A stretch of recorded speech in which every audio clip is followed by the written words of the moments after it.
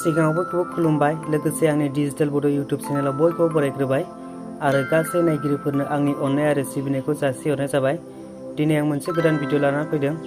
दिनैनि बे भिडिअनि गेजेरजों आं मोनसे इनफरमेसन होनो नागिरदों।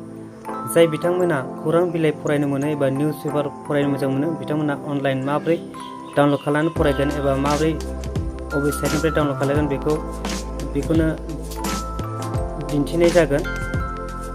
जाय बिथांमोना बेनि सोमोन्दै मिथिखायो एबा इ-पेपारखौ माबोरै डाउनलड खालामो एबा माबोरै नायो बेखौ मिथिखायो बिथांमोना भिडिअखौ स्किप खालामबानो जाबाय।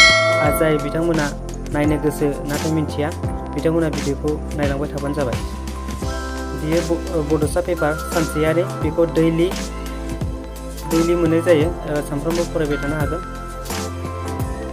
आं डाटाखौ अन खालामना लानोसै।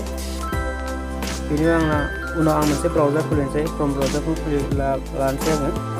नोंथांमोना जिखुनु मोनसे ब्राउजार खुलिनो हागोन। ओमफ्राय नोंखौ सार्च खालामबानो जाबाय। बड' निउस पेपारनि आंना डाउनलड खालामखानाय दङ। मा सार्च खालामखानाय दंमोन आं बेखौनो सेरनोसै। नोंथांमोना सार्च खालामबानो जाबाय। बड' निउस पेपार होनबानो ओंखारो नै बड'सा निउस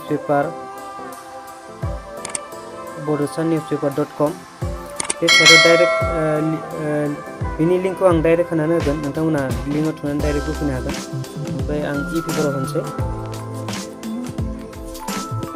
इ-पेपाराव होबा नै बिदि ओंखारगोन। दिनैहाय 17 जुन नाथाय बेयाव 16निखौ मोनो। माने मैयानि खबरखौ दिनै मोनगोन। ओमफ्राय बेखौ नैबाव डाइरेक्टबो फरायनो हायो। ओमफ्राय जुम नांगौबा नैबे क्लासाव सेरबानो जाबाय। ओमफ्राय फिसा खालामनोबा माइनासाव। आरो नोंथाङा जुदि पिडिएफ डाउनलड खालामनोबा नैबे टिबोर्डआव सेरदो। नैबाव सेरनानै नैबे डाउनलडआव होदो। होमबानो डाउनलड जानोसै। डाउनलड जाखांबाय नै। ओमफ्राय दाना आं पिडिएफ फाइलजों अपेन खालामनोसै।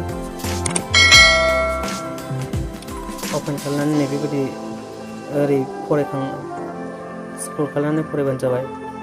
8 पेजनिमोन बियो।